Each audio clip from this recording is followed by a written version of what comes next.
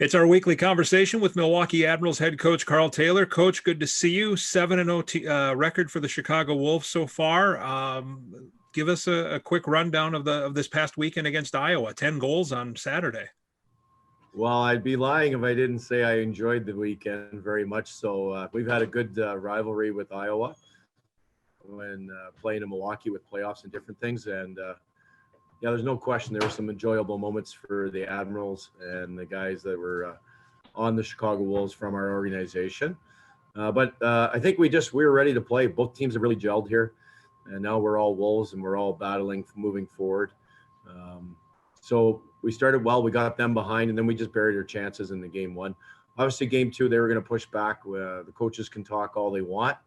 The players hear about 10% when you have a big win like that the night before. So Iowa probably deserved a better fate in game two, but we got great goaltending and we're able to get some timely scoring. So it's nice to continue with what we're doing and trying to push forward. We always talk in the past about it takes a while to figure out what you have as a team in a 76 game season. How about in a 30 or a 33 game season? How long does it take to figure out what you have as a team?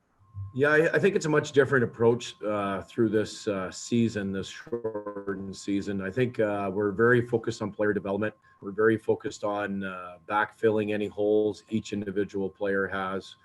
We're trying to knock down the walls that players may have or obstacles in front of them, preventing them from getting an NHL opportunity.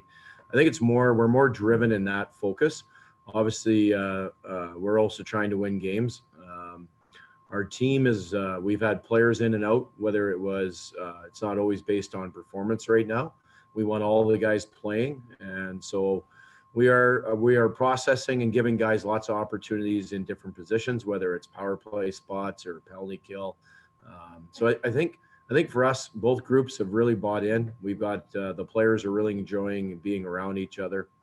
I watched a couple of the interviews you've done with the players, and they've all pretty much mentioned that it's just a hockey team and we're all going in the same direction, which is great to hear. And so from the coaching side, we're trying to tune up the game, implement the systems that Ryan and his staff are implementing, and trying to continue to win. Obviously, this weekend we played GR. There'll be two very difficult games for us moving forward. In this situation, players, I'm curious, like a player like Tanner Jeannot, he's up in the league scoring. He's up, I think, tied for second in league scoring with 8 points so far this season. Is he playing a different role than what I guess is the opportunity in front of him right now? Is he running with a different opportunity, or would he have graduated to that spot with the Admirals this season, or is he playing in a different spot because it's different? It's a different time. Do you understand what I'm trying to get at? I do, for sure. And we were planning on elevating Tanner as long as he was going to grab it, like any of our players. And there's nothing, not that we had a fourth line last year. We played everyone a ton. But when you come back year after year and you're always in the same situation, you get to training camp, you look at the board, you're all excited. Oh, you haven't even started in all your training and all your work through the summer. So you never want players to have that feeling. You want them to feel like they can determine their outcome and make sure they can change what's occurring. So with Tanner, we had plans for him to move up in the lineup, get a little more opportunity. So like, in all honesty, this situation here is probably harder for both sides of both teams that are being combined, because there's less spots to be had and less opportunity. So the way we've done the power play and the special teams, we tried to split them and keep it so that each team has equal amount of people on the squad.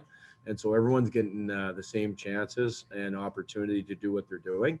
But in the end, we want to reward performance and merit, but we also want to have each team have that opportunity to get those spots. So Tanner's playing outstanding. He's right now, I'd say an NHL player waiting for an opportunity. Big, physical. He's a leader. In my eyes, he's the captain of this team from what I've been watching. He's fighting, he's hitting, he's standing up for teammates. He's doing absolutely everything he can to create an opportunity for himself. And there's nothing he hasn't accepted or tried to chase down. Tanner is, you mentioned his leadership, and then Josh Healy, he was kind of in limbo for quite some time, but he comes down there and he's wearing a letter for that team. And from what I've seen, he's played very well. Yeah, Josh has been great. You know, his puck skills have improved, and that's something we wanted him to improve on. Decision making, executing passes, because there's so many other things in his game that we want to have in the lineup. His physicality, how he hits, how he plays, the threat of a big check coming. You know, he last game I think he had 10 to 12 thunderous hits. Healy booms, as we call them, and he is relishing his role. He is really growing as a player, and he's making people in our organization and outside of it notice what he's doing. So he's playing. He's been great, and I'll be honest, we didn't know how much room we're going to have coming in here when you only have 3 defenseman spots, but it's worked out for him, and he's made the most of it. I'm really happy and proud for him for what he's done to this point. I want to finish with a couple of guys, Tommy Novak and Jeremy Davies. They're both tied for the league lead with 7 assists. It's got to be fun to watch them. We knew they were offensive players to begin with, but to see them again run with an opportunity is great to see. Yeah, I'll start with Tommy's been good. He's making his plays, doing what he wants. We still want more out of Tommy, and I don't care where he is in the standings or in the league or all those things. He's always going to produce. He's got an excellent skill level. And for Tommy, the goal is to increase his pace of play and his attack on the net and increase the urgency in his game without losing all the good stuff. Like, you know, we call him the Iceman because nothing rattles him. We don't want him to get rattled. We just want a little more pace in his game at times. I think there's more there that we can tap into. Is he doing well? Yes. But I think we want to tap in and get a little more out of Tommy. I think Jeremy's playing great. He's been really hard defensively, miserable to play against. He's producing, like you said. I think he has 7 or 8 points on the season so far. He's getting good looks. But I just like his last game he played against Iowa, the game 2. It wasn't his best game of the year, and it was his B game probably, or his 1A game. But the greatest thing is, like last year when he had a bad game, it was maybe a 1 or a 2. You know, his bad game this year was a 6 or a 6.5 out of 10. So that's a lot of growth and maturity in his game. I'm really proud of what he's doing. And he's a guy that's saying, hey, I'm ready for an opportunity. Now you have to present it for me and I'll grab it.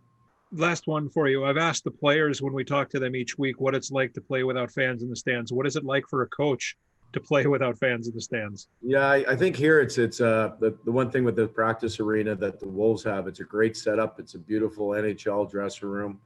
And I think the rink is really loud. So the noises and the missed shots, the pucks or the hits, it's a very loud arena. So there is some atmosphere in the rink, even though there isn't fans. And I think if you were in a larger stadium with empty seats like the NHL is, it would be more of a challenge. And I think it's less of a challenge being in a practice rink because it's a confined space and there is noise and there is action occurring. I think the rink here, regulation size, is a little smaller. So there's more car crashes out there. I know Healy would be proud of that. But there's a more opportunity for noise and things to carry. So I think it's much different in a larger stadium. And we'll face that this weekend in GR.